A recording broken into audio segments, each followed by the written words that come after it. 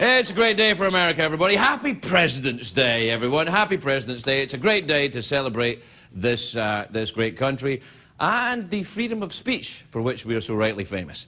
Because I'm going to talk about something tonight, a little bit different tonight. I'm going to do something a little bit different tonight. I want to talk about something tonight that's been bothering me for a little while now. Now, you know, if you've ever seen this show before, I know that's not everybody, but I know that if you've ever seen this show before, you know that I make fun of people on this show. I make fun of a lot of people on this show. Now, a couple of months ago, Kevin Costner got himself into some kind of bother, and I made fun of him in the monologue. And then a couple of weeks later, I meet him at this event, and I could tell he was angry at me. I could tell that. But he also, I was talking to him, he's a very polite man and a gentleman, and I could see him in his eyes. He made a decision to not go after me, just to be polite and nice and stuff. And it kind of freaked me out, because it kind of personalised it for me. Up until then, this guy was there with his wife and his kids and stuff, and I was like kind of ragging on him on television. I'm like, ugh, I don't know if I feel good about this. It was the look in his eye that bothered me, and I began to think, at what price am I doing this stuff?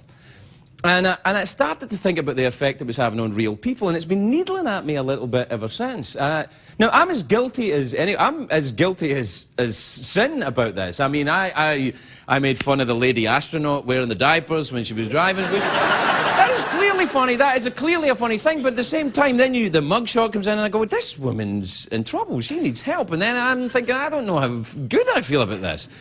And I need to do stuff that I feel comfortable with. I want to be able to be funny, but I want to be able to get some sleep. So, and I don't just do this job for the money, I assure you, which is handy, because there isn't much in it. But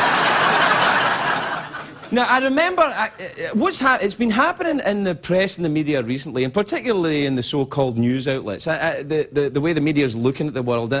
I kind of had similar feelings when I used to watch America's Funniest Home Videos. You know, you'd be laughing at the kid falling over, and then you go, wait a minute, put down the damn camera and help your kid. What the hell is wrong with you?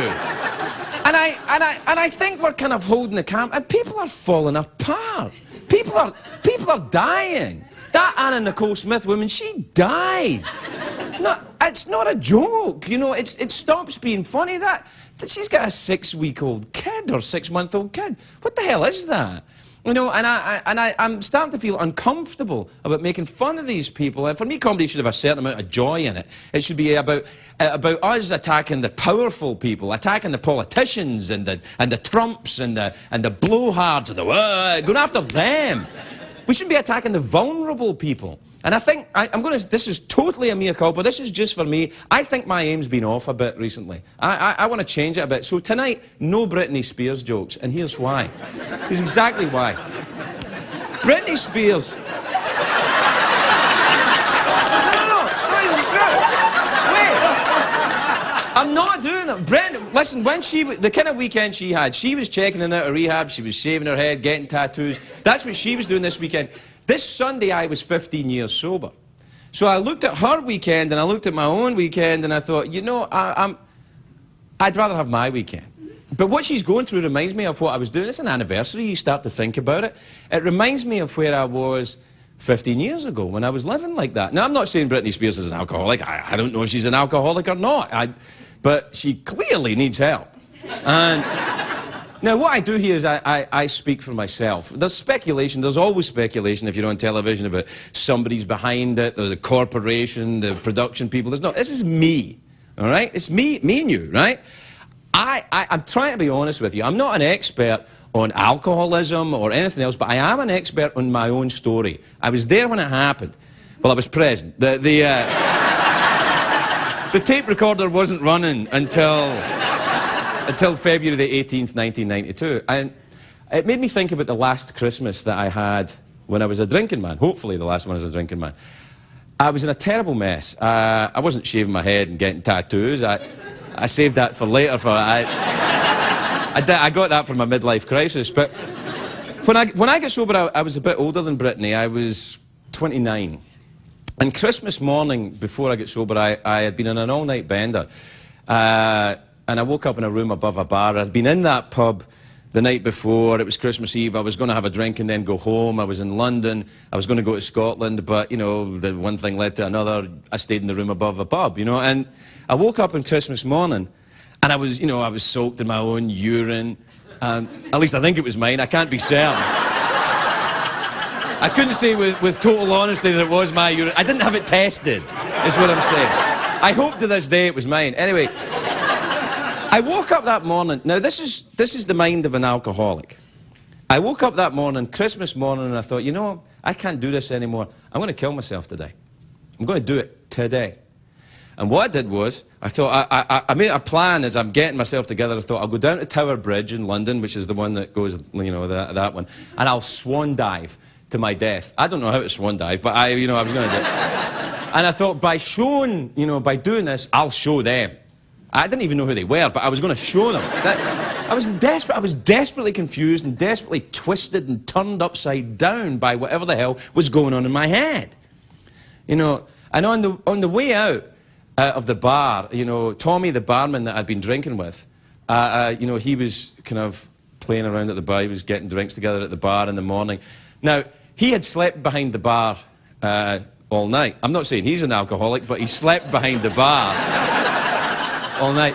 He was an Irish fella, Tommy, and he said to me, "Where are you going?" Now, I didn't want to cause a fuss and say, well, you know, I'm going to go to Tower Bridge this one day and kill myself. So I said, "I'm going home." And he said, "To Scotland?" I said, "Yeah." He said, "Well, there's no transport. It's Christmas. You can't get a bus. The planes aren't running. You can't go anywhere." I said, "Just let me go, Tommy, will you?"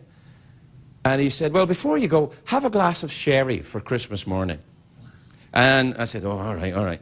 So he poured me the type of glass of sherry that only an alcoholic would pour you, a venti sherry, they would call it in Starbucks. And I had my glass of sherry, and, you know, one thing led to another, and I forgot to kill myself that day.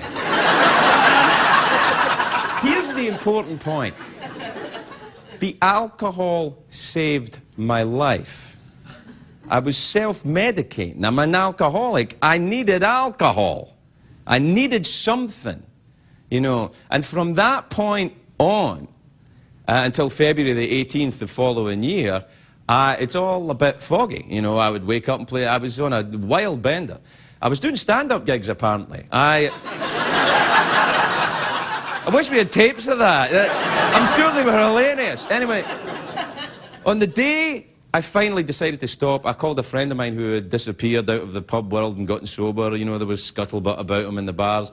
And I called him up and I said, I need help. And he said, "Yeah, I've been expecting this call." And he got me into a rehab.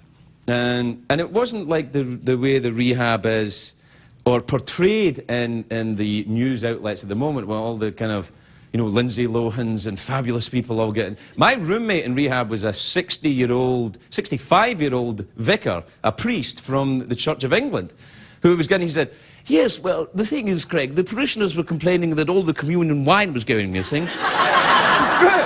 He said, and also, an old lady said that there was a hobo sleeping in the church graveyard. I had to pretend to go and look for him, but it was me. And so what happened is, I stuck with it. I was in. Now, there is a myth that goes around popular culture, I think, right now as well, which is that alcoholism can be cured by a 28 stint in rehab. I'm sorry to annoy the censors, but that is horse. That is horse. It is not my experience. And for me, there's two types of rehab clinics. There's the good ones that say to you, you know, you've done your 28 days, this is the beginning. You now have a lifetime of vigilance. This is a chronic condition that you're going to have to manage, deal with the rest of your life. And the bad ones, you know, the bad rehab centers will say, "You're good, off you go."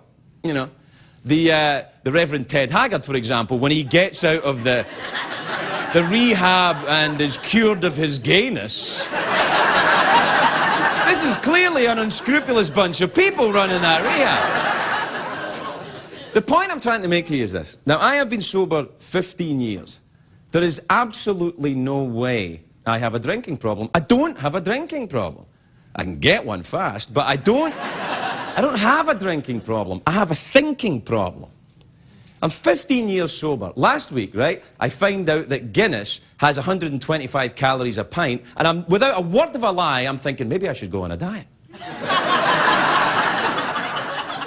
That's clearly insane. What Guinness did to me, and I'm thinking, well, it's only 125 calories. What can possibly go wrong? I want to make something clear to you. I'm not advocating temperance. I'm not advocating that. I'm saying this is for me. You know, if I could drink, I would drink, but I can't. You can't say, you know, to kids, drink responsibly. You can say to me, drink responsibly, and I'll say, I'll try. But I can't. Certain types of people can't drink. I'm one of them.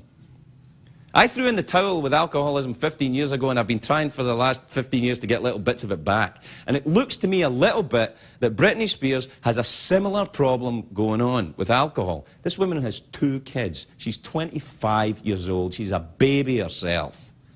She's a baby, you know. And the thing is, you can embarrass somebody to death. It's embarrassing to admit you're an alcoholic. It's embarrassing to wake up in your pee or someone else's pee. It doesn't really matter. It's embarrassing. Now, I'm not absolving this woman of her behavior. I'm not. You have to be responsible for your actions, sick or well. You have to be responsible for your actions. You just have to be. All of us are accountable. You have to be. If you have, God forbid you have a kidney problem, you don't go into dialysis. It's your responsibility to somehow get yourself to dialysis. It's your responsibility to deal with the condition that you have in whatever way you can. Now, all of us in America and in Scotland and anywhere I've ever been in my life, everybody knows an alcoholic. They're either they've worked for one, or they have one work for them, they have a parent or a sibling or a child. Everybody. There's not one of us. It does a friend. God forbid some of you poor people are married to them. You know what it's like. Now, I have found this. You can't beat it with money. If you could beat this rap with money, rich people wouldn't die. You can't. For me, only for me, and I only speak for myself, so I've got to stress this to you, I have found that the only way I could deal with it is find other people who had similar experiences and talk to them. It doesn't cost anything. It doesn't cost a thing. And they're very, very easy to find. They're very near the front of the telephone book. Good luck.